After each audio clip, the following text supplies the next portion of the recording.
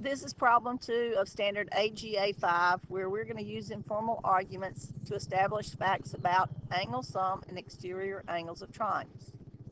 The figure below shows parallel lines K and L. These two lines are parallel, and triangle ABC.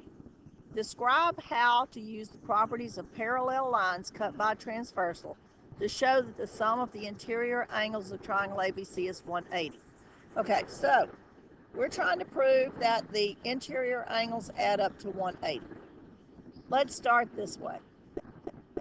What we've got right here is a straight angle. Angles 4, 1, and 5 add up to 180 because they form a straight angle. So let's start with that.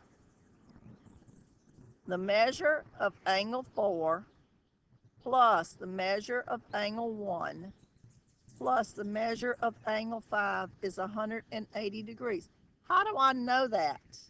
Because this forms a straight angle.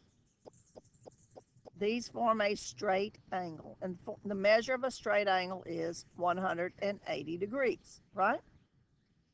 Okay, but I want it to say, when I get finished, I want this to say that these three angles add up to 180, right? The measure of angle 2 plus the measure of angle 1 plus the measure of angle 3 equals to 180. Why? Because those are the three angles in the triangle, okay? And I'm trying to show that these interior angles add up to 180. Well, if I compare these, I've got 4 and 2 here. I've got 1 and 1 here. I don't need to do anything there.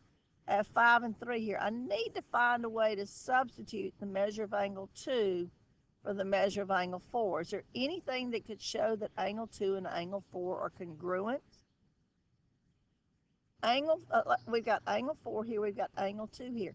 Think about this. These two are parallel lines, and this is a transversal. Angle 4 and angle 2 are alternate interior angles. Interior means they're inside the parallel lines, alternate opposite sides of the transversal.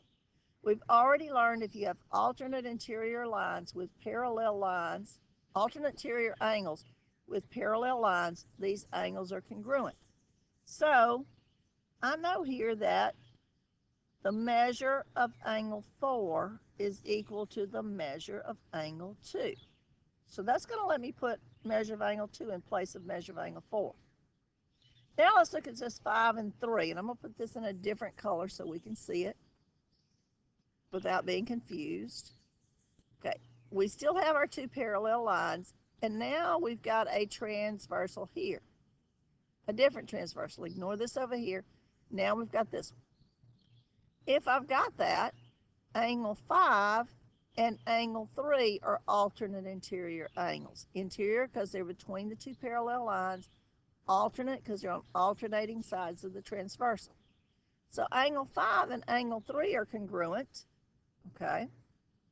The measure of angle 5 is equal to the measure of angle 3, right? Okay. So let's try this, guys. Let's see what we've got. If 4 can go in the place of, if 2 can go in the place of 4, that's what I got right here, and 3 can go in the place of 5, then what do I have?